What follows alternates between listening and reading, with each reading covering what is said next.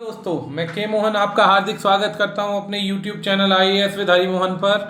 आज का जो वीडियो है ये एक लेटेस्ट न्यूज़ पर बनने वाला है, जिसके अंदर पाकिस्तान ने फिर से ऑक्युपाइड सेक्शन को यानी कि गिलगिट पाकिस्तान या बाल्टिस्तान को अपने देश का हिस्सा बनाने के लिए फिर से नई चाल खेली है और यहाँ पर उसको अपने स्पेशल यूनियन टेरिटरी से बदलकर अपने प्रोविंस यानी कि अपना राज्य बनाने की कोशिश की जा रही है, जिस पर भारत ने पाकिस्तान के इस प्रोटेस्ट के अगेंस्ट या इस एक्शन के अगेंस्ट काफी स्ट्रांग प्रोटेस्ट किया है। एक ऐसा प्रोटेस्ट किया है जिससे भारत के हिस्से को, जिसे 1947 में भारत से टुकड़े कर दिए गए थे, उसे छुप के जो बेसिकली आतंकवादियों की सपोर्ट से कंट्रोल में ले लिया था, आज उसके लिए उसने उसे अपना राज्य बनाने का अधिकार पेश किया, उधर इलेक्शन कराने की कोशिश करी ताकि उधर भी उसको एक राज्य का अधिकार मिल सके। भारत ने इसका सख्त विरोध किया है। तो चलिए जानते हैं भारत के विरोध का पर्पस क्या है, कहां पर विरोध किया है। पाकिस्तान गिलगिट बाल्टिस्तान को क्यों अपना हिस्सा बनाना चाहता है, जबकि यूएनओ के सामने मैटर चल रहा है और प्रॉब्लम अभी खत्म नहीं हुई है, लेकिन फिर भी वो ऐसे कदम क्यों उठा रहा है जबकि उसे पता है कि ये प्रॉब्लम वॉर यानी युद्ध की तरफ बढ़ सकती है। तो आइए जानते हैं इस पॉइंट के अंदर क्या क्या मेन छुपे हुए फैक्ट्स हैं। उससे पहले IAS विद हरि मोहन को फॉलो करना मत भूलिए, सब्सक्राइब करना मत भूलिए। टेलीग्राम, फेसबुक, ट्विटर पर हमारी आईडीज हैं, आप यहां पर PDF ले सकते हैं हर वीडियो का जो भी बनाई जाती हैं।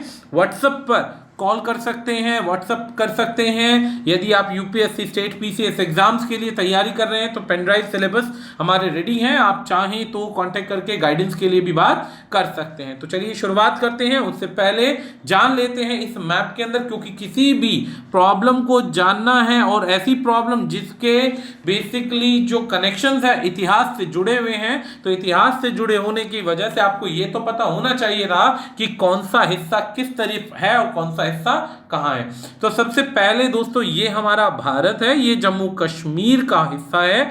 इस समय ये जो बॉर्डर के अगल बगल आपको ये ग्रीन और येलो कलर्स दिखाई दे रहे हैं, ऑरेंज कलर दिखाई दे रहे हैं, ये किसी समय में भारत का हिस्सा थे, भारत के हिस्से थे, लेकिन बीच में सीमा विवाद और बॉर्डर डिस्प्यूट बढ़ने की वजह से और 47 की वजह से अक्साई चीन तो जो है वो चाइना के कंट्रोल में प्रॉपरली चला गया, और ये चाइना के कंट्रोल में गया अपनी इंडो चाइना वॉर के दौरान। भारत की और चीन की वॉर हुई थी जिसके अंदर भारत बुरी तरह से हारा था, और ये चाइना का पूरा हिस्सा भारत से इंडिया का हिस्सा चीन ने ले लिया। अब एक हिस्सा तो चलो ये गया, दूसरी है ये सक्षम वैली, ये भी भारत का ही एक हिस्सा था, लेकिन चीन ने क्या किया है, अपने रिलेशंस को सुधारने के लिए और चाइना से प्रॉपर मदद रेगुलर पाने के लिए क्या किया, ये जो ब्राउन कलर का हिस्सा है ये उठाकर चाइना को गिफ्ट में दे दिया।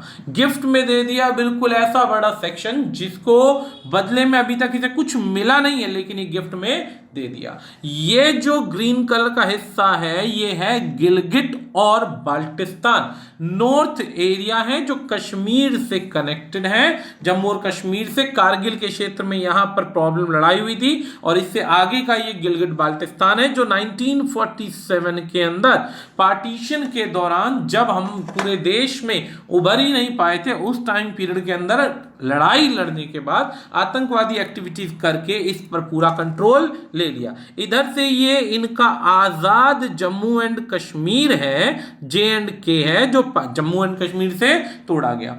ये जो दोनों हिस्से हैं पाकिस्तान अपने संविधान के अनुसार भी अपने देश का हिस्सा इन्हें नहीं बताता है, लेकिन इन्हें पाकिस्तान ऑक्युपाइड गिलगिट पाकिस्तान और पाकिस्तान ऑक्युपाइड जम्मू कश्मीर का हिस्सा देता है। ऑक्युपाइड का मतलब देश का हिस्सा नहीं है, लेकिन पाकिस्तान के कंट्रोल में ये दोनों सेक्शन चलते हैं। तो ये पूरा का पूरा ऑक्युपाइड कश्मीर है जो इस समय पाकिस्तान के पास है। इसे पूरा का पूरा टेरिटरी की तरह यूनियन टेरिटरी वाला सेक्शन बता रखा है। इन्हें स्टेट नहीं माना गया है और वही अधिकार दिए गए थे आजादी के बाद। जैसे जैसे संविधान बदलता गया इन्हें वही वही अधिकार मिलते गए जो कि एक यूनियन टेरिटरी को मिलते जाते हैं। अब प्रॉब्लम क्या है? प्रॉब्लम ये है कि इस गिलगिट बाल्टिस्तान को टेरिटरी से बदलकर स्टेट बनाने की कोशिश की जा रही है। स्टेट यानी कि प्रोविंसेस बनाने की कोशिश की जा रही है। तो सबसे पहले डिफरेंस देखते हैं कि ये प्रोविंसेस और स्टेट का मैटर है क्या। उससे पहले गिलगिट बाल्टिस्तान का एक छोटा सा हिस्सा समझ लीजिए। 1947 के अंदर पाकिस्तान के घुसपैठ की वजह से डिस्प्यूटेड जो जगह अभी मैंने आपको दिखाई गिलगिट बाल्टिस्तान की, ये पाकिस्तान ने किसी समय में आतंकवादी घटनाएं करके, क्योंकि लड़ाई में तो पाकिस्तान कभी जीत नहीं पाया आमने सामने की, तो चोरों की तरह आया और इस एरिया पर कब्जा कर लिया। इस एरिया पर कब्जा करने के लिए बकायदा इन्हें पूरा का पूरा चीन से सपोर्ट मिला। इस एरिया के अंदर आजाद जम्मू कश्मीर और गिलगिट बाल्टिस्तान का जो बॉर्डर है, देखिए इधर से ये चाइना को टच करता है, ये वाला जो सेक्शन है ये चाइना को टच करता है, ये वाला सेक्शन जो है ये अफगानिस्तान को टच करता है, इधर ये इंडिया को टच करता है, और ये तो पाकिस्तान है ही। तो जो अपोजिट साइड की चारों तरफ है ये किसी ना किसी देश से बॉर्डर टच करता है। आगे बात करें तो ये एक हिंदुस्तान का जो हिस्सा पाकिस्तान ने गिलगिट बाल्टिस्तान का चोरी कर रखा है, छीन रखा है, ये आज के कश्मीर से 6 से 7 गुना बड़ा है। आजाद कश्मीर के सेक्शन में जो हमारा अपना कश्मीर उससे 6-7 गुना बड़ा है, और बड़े होने के बाद में यहां पर पॉपुलेशन जो है 1.8 मिलियन की है 2015 के आंकड़ों के अनुसार। अभी तक जैसे एक यूनियन प्रोविंसेस या जो यूनियन टेरिटरी के पास अधिकार होते हैं, आप एक तरीके से इस गिलगिट बाल्टिस्तान को कश्मीर की तरह लीजिए। जैसे कश्मीर को स्पेशल अधिकार थे कि कोई भी भारत का सेक्शन जो कश्मीर के अंदर जाकर जगह नहीं ले सकता था, वहां की नागरिकता नहीं ले सकता था, यही हाल गिलगिट बाल्टिस्तान का था। वहां पर भी स्पेशल स्टेट के अधिकार थे। इन्हें प्रिंसली स्टेट्स की तरह रखा गया और 2009 के अंदर डिसीजन लिया गया कि गिलगिट बाल्टिस्तान की अपनी सरकार होगी और अपना ही सब कुछ होगा, साइंड बाय प्रेसिडेंट, जिस पर प्रेसिडेंट ने साइन किया कि गिलगिट बाल्टिस्तान अपनी एक ऑटोनोमस बॉडी लेकर चलेगा। ऑटोनोमस बॉडी का मतलब अपनी गवर्नमेंट बना सकता है, अपने डिसीजन ले सकता है, अपना रूल चला सकता है, कहां पर सिटीजनशिप में या किसी भी चीज में बदलाव करने हैं कर सकता है।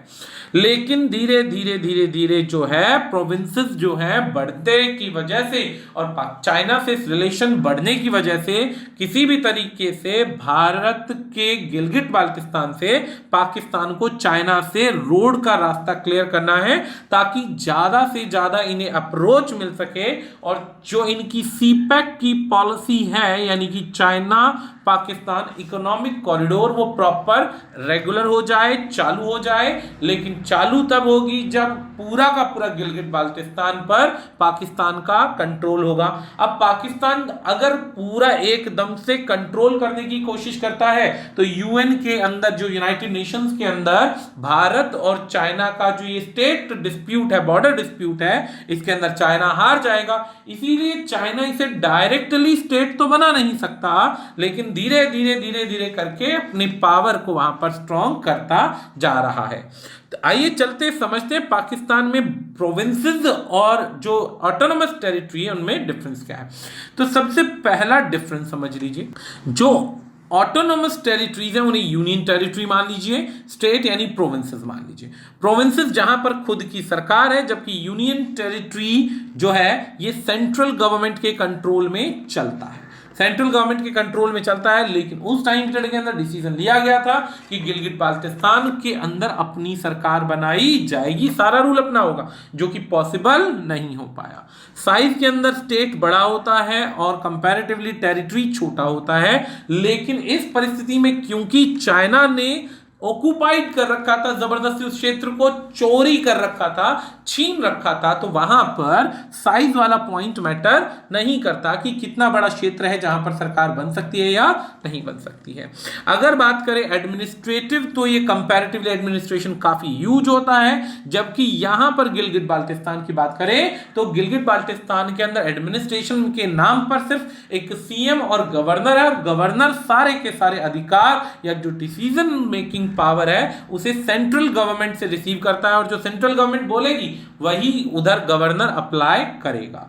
इधर राइट और स्टेटस सभी स्टेट्स का कॉमन है, लेकिन यूनियन टेरिटरी के अंदर कॉन्स्टिट्यूशन में क्योंकि स्पेशल चेंजेस होते हैं, इनके अधिकार, स्पेशल अधिकार अलग होते हैं और बार बार कॉन्स्टिट्यूशन के अंदर बदलाव आए, तो उस वजह से भी यूनियन टेरिटरी के पास अपने पूरे राइट्स या डेवलपमेंट के रास्ते नहीं है।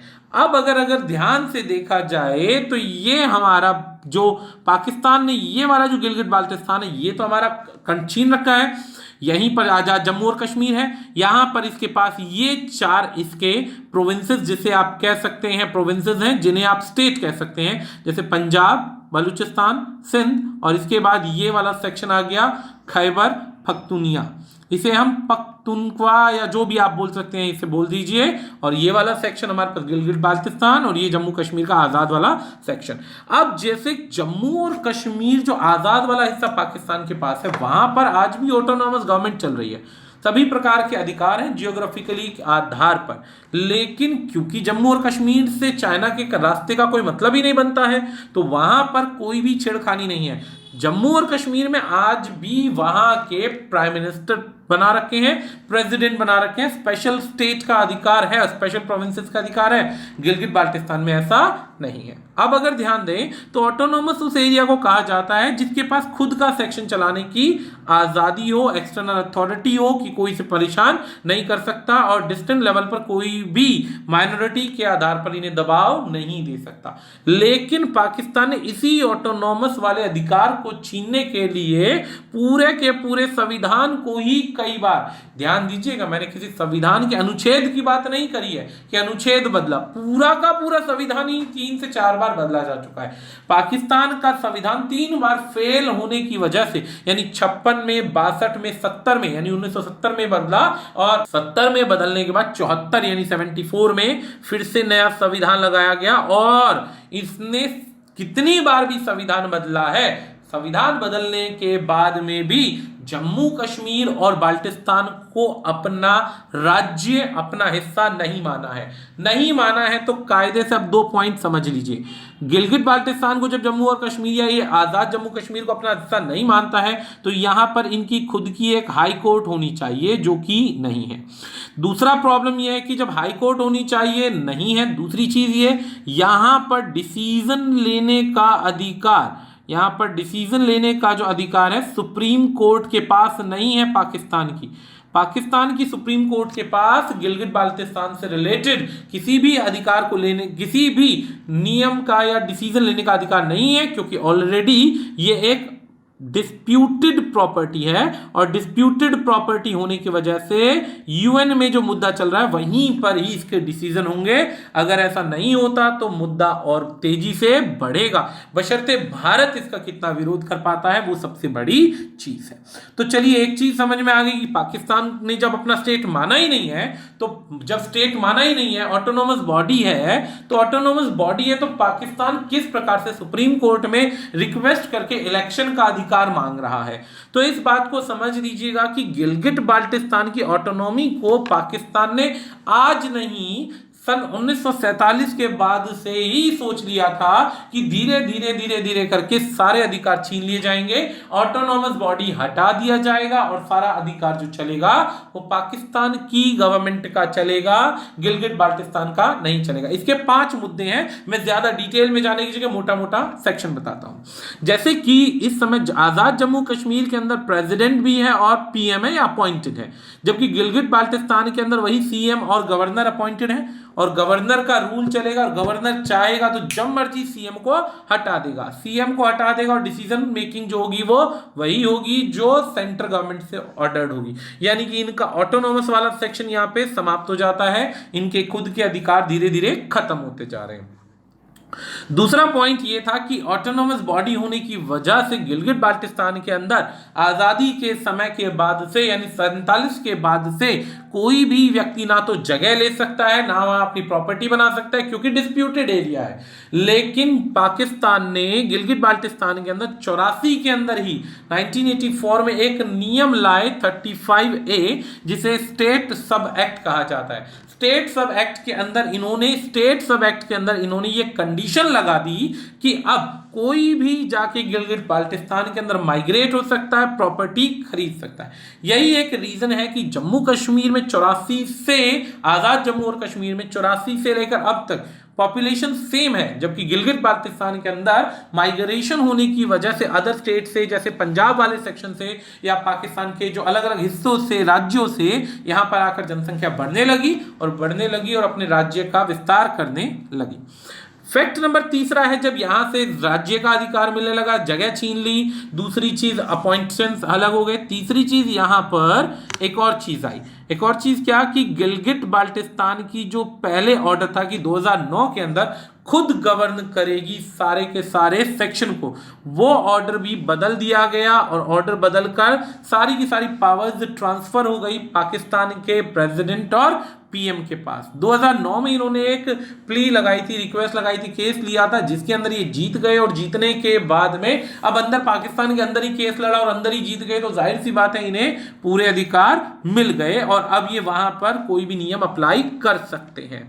फैक्ट नंबर 4 कहता है कि पहले क्या था, जो सिटीजन थे उन्हें अगर गिलगिट बाल्टिस्तान में जाना है, वहां रहना है, प्रॉपर्टी लेनी है, तो वहां पर पहले वहां से परमिशन लेनी पड़ेगी, अप्लाई करना पड़ेगा और पास होने के बाद उन्हें वो मिलेगी, अथॉरिटी मिलेगी। लेकिन अब ऐसा नहीं है, पाकिस्तान ने ये नियम भी 1951 के सिटीजनशिप एक्ट में बदलाव किया।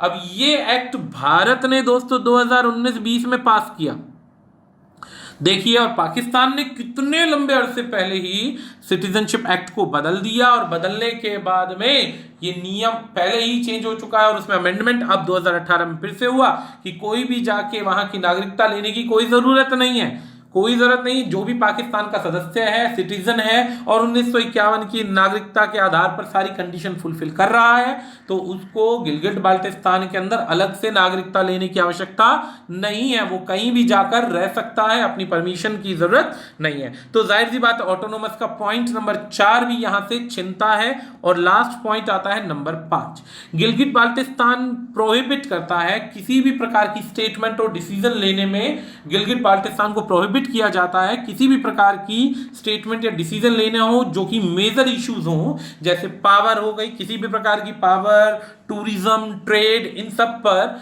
गिलगिट बाल्टिस्तान को कोई अधिकार नहीं है। ध्यान दीजिएगा, कोई अधिकार नहीं है किस प्रकार से डिसीजन लेना है, किस प्रकार से नहीं। ये सारे इश्यूज जो हैं, ये सारे के सारे इश्यूज जो हैं पूरे होंगे सेंट्रल गवर्नमेंट के द्वारा। तो इस प्रकार इन 5 तथ्यों पर पाकिस्तान ने धीरे धीरे धीरे करके पूरे के पूरे गिलगिट बाल्टिस्तान की ऑटोनोमस पावर जो थी वो धीरे धीरे खत्म कर दी।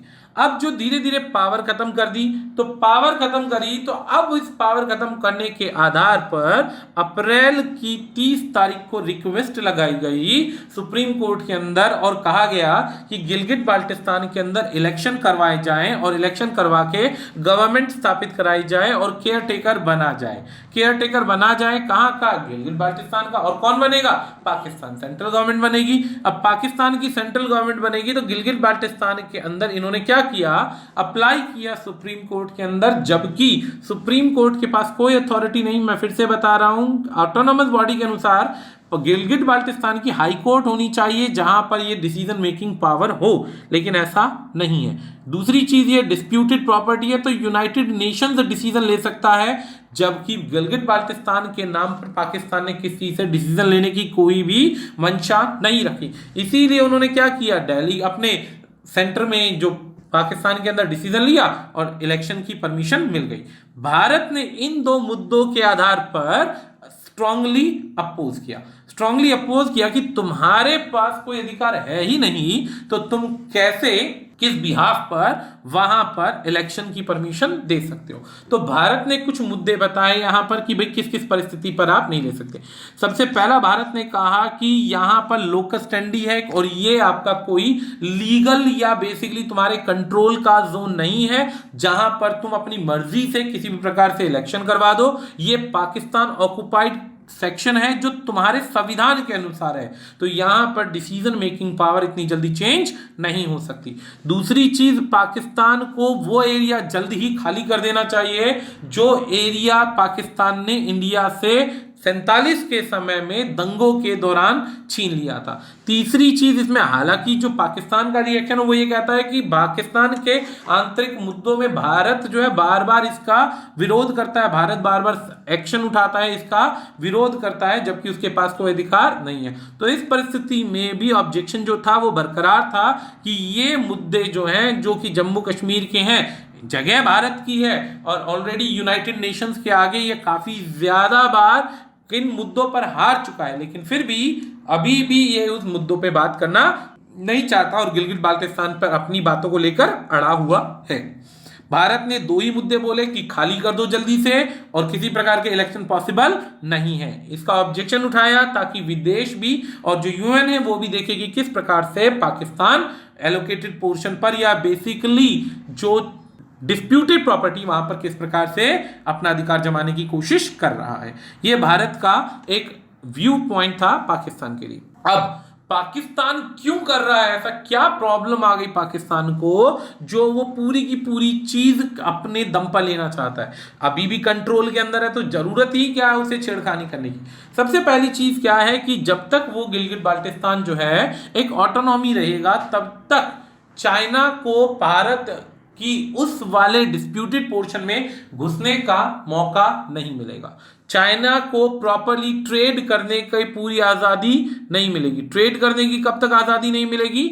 जब तक वो पूरा हिस्सा पाकिस्तान के कंट्रोल का नहीं हो जाएगा, और पाकिस्तान के कंट्रोल का जब तक नहीं हो जाता तो चाइना को स्पेस नहीं मिलेगा। इसी वजह से पाकिस्तान ने पूरी की पूरी गिलगित बाल्टिस्तान को धीरे धीरे इरोड कर दिया, वहां की इकोनॉमी को डाउन कर दिया, वहां पे व्यापार या रोजगार के साधन जीरो कर दिए ताकि चाइना आए तो उसे फ्री स्पेस मिले और फुल अथॉरिटी मिले अपने राज्य को, अपने आप को डेवलप करने की। चाइना जो है उसी रास्ते को कवर करता हुआ एक one belt one road OBOR की पॉलिसी बनाना चाहता है, जिस पर हम ऑलरेडी वीडियो बना चुके हैं। चाइना इस पॉलिसी के अंदर देश के नहीं विश्व के लगभग सभी कंट्रीज को कनेक्ट करने के लिए एक रोड बनाना चाहता है ताकि उसका होल्ड खुद ही स्ट्रांग हो। और इसमें जब तक ये ट्रेड के रास्ते को नहीं खोला जाएगा तब तक पाकिस्तान चाइना के उस OBOR वाली बेल्ट से कनेक्टेड नहीं हो सकता। तो ये तो सबसे पहला मुद्दा है। दूसरा मुद्दा है CPEC की पॉलिसी कि चाइना और पाकिस्तान के इकोनॉमिक कॉरिडोर के अंदर एक फैक्टर बन चुका है जिसे हम CPEC की पॉलिसी कहते हैं, जिसमें चाइना को एंट्री करने के लिए गिलगित बाल्टिस्तान का, यानी ये जो गिलगित बाल्टिस्तान का सेक्शन है ये पूरा मिल जाएगा। अब यहां मैप के जरिए देखते हैं, चाइना जो है ये जो चाइना ये वाला सेक्शन है हमारे पास, चाइना के अंदर ये जो रोड है ये रोड चाहिए ताकि ये गिलगित बाल्टिस्तान के अंदर एंट्री कर सके।